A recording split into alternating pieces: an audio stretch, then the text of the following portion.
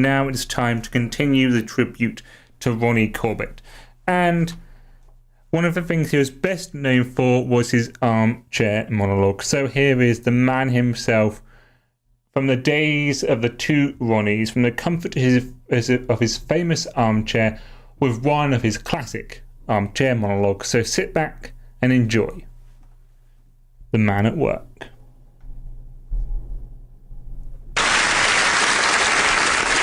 Thank you. Here is a very funny story, which got very big laughs when I told it last year in Las Vegas. So I'd like to... Yeah. So I'd like to... No, I say Las Vegas, you know. It wasn't actually in Las Vegas, obviously. More, you know, sort of outside Las Vegas. Islington, actually. Incidentally, I'd like to say that it hasn't changed me at all. No, it has not. Oh, no, it was very easy. Just because I've now topped the bill at the Islington Derby and Joan Club's annual dinner and breakdance. To get all starry and big time, but that is not my style. I shall still be there in person next week when the Ronnie Corbett Fan Club holds its annual rally in Trafalgar Square, or if wet, in a diving suit. By the way, before I go any further, I have promised to dedicate this joke tonight to our executive producer, a very distinguished and senior man here at the BBC, and tipped by some to get a car parking space in Michael Grade's birthday honour list. My goodness, there is a man who's come a long way since he started out in this business as a roadie for Tubby the Tuber. I met him for lunch today up in the BBC self-service canteen, where there was a bit of a hiatus. All the trays had come to a standstill due to a points failure at Gooseberry Crumble. And over by the bar, there was a bit of a celebration going on. In fact, I think some of the stagehands have got a bit carried away, because when I arrived, Selina Scott was being dusted for fingerprints. Apparently the grape was flowing because one of the BBC weatherman had just become a father, funnily enough, you know, tonight or night.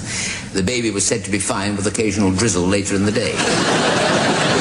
Which reminds me, a little wave, if I may, to my wife and the mother of my children, in case either of them is looking in. That's just a little joke to cheer her up. She is rather on edge tonight, my wife, because she has just finished writing her first ever romantic novel, due to be published tomorrow. An amazing achievement, really. 800 sizzling pages of love, lust, and raw passion, which started out as a note to the milkman.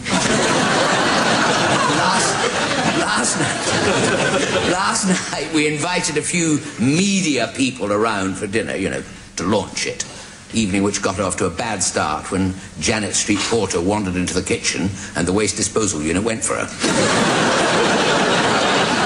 I must tell you this joke, which is about two chaps who one day decide to have rather an unusual bet. And talking of unusual bets, I was reminded of this joke, funnily enough, by our local vicar, who had just been into William Hill's to put a Yankee on the Four Horsemen of the Apocalypse.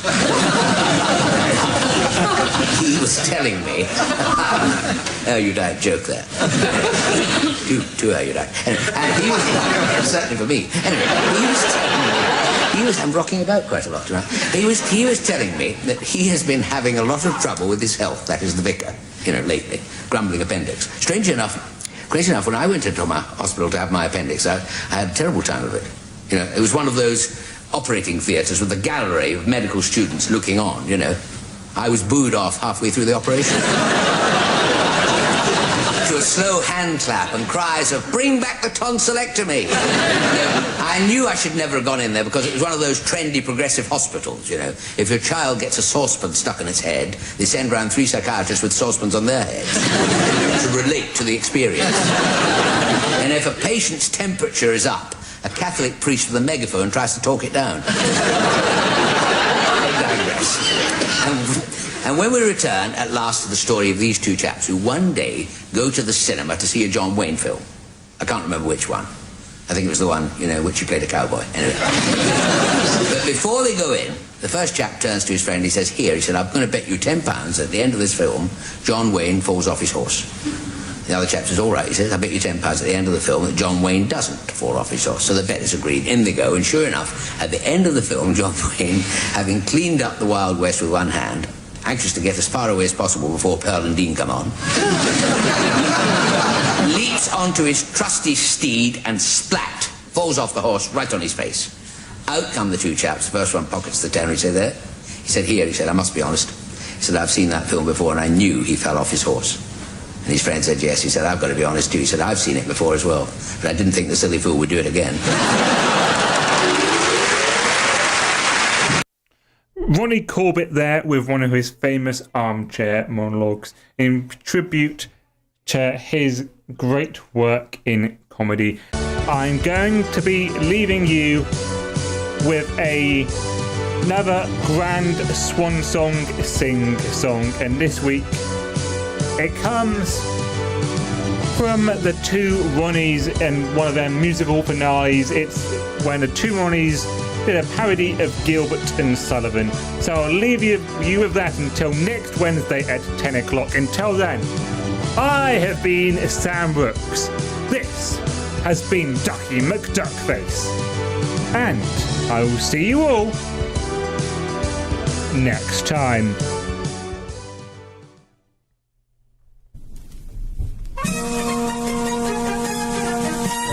Hello, how do you do? We are bringing you songs by Sullivan and Gilbert. Hope they're going to fill the bill, but let us not waste time.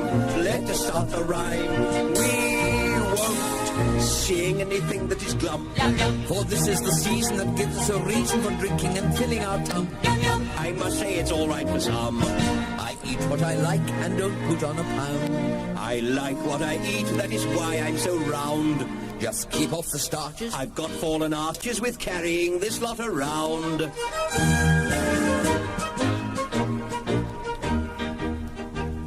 The flowers that bloom in the spring, tra-la, are blooming all over the place. The girls in the chorus that sing, tra-la, each one is a beautiful thing, tra-la, a flower of feminine grace. A flower of feminine grace. There's lily and iris and daisy and rose. There's also sweet William, but he's one of those. But our favourite flower, she blooms by the hour at 26 Bloomsbury Place. The next song is dedicated to my dear wife. Take a pair of bloodshot eyes and a nose that's round and red and a set of loose false teeth. Picture two gigantic thighs and a pair of knobbly knees with enormous boots beneath. Some men have pretty women to go riding with or swimming or parading round the park. Not for me, those smiles and dimples, it's just bandy legs and pimples. So, if I fancy a saunter, I go after dark. Take a pair of rubber lips and a pair of bumpy hips and a voice just like a knife, a complexion green as grass. It's a farce, yet alas, that's what I see every day in my looking glass.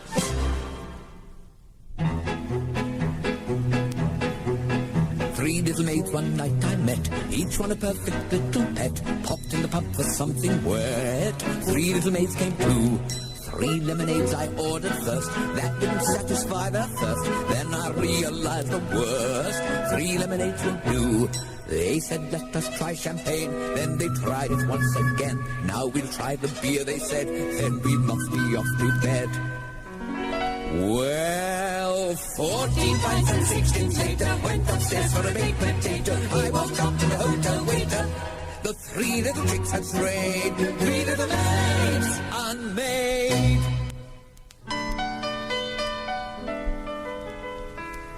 A shy samurai went to London to buy 2 blankets, 2 sheets, and a pillow.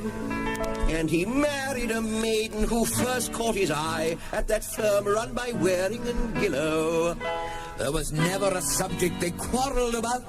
Of their love for each other, there wasn't a doubt. Till she wore a low neckline, 'twas then they fell out. They widow, they widow, they widow.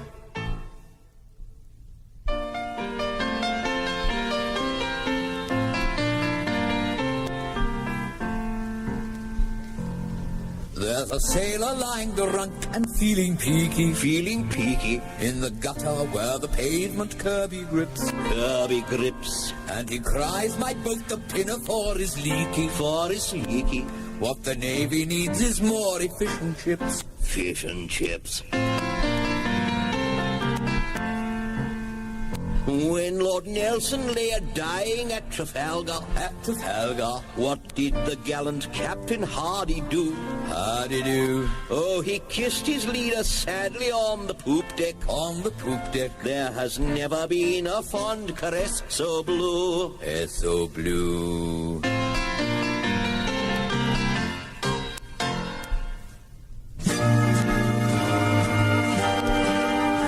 But now pray let us sing of that patriotic thing that we call an Englishman, a true Englishman. Though beset by income taxes, they clutch their Union Jackses, and they wave them when they can. From the Khyber to the Congo, you will find a Pete or Congo, that intrepid Englishman, that ill-fated, celebrated, underrated hero Englishman. So it's good night from me. And it's good night from him. Good night now.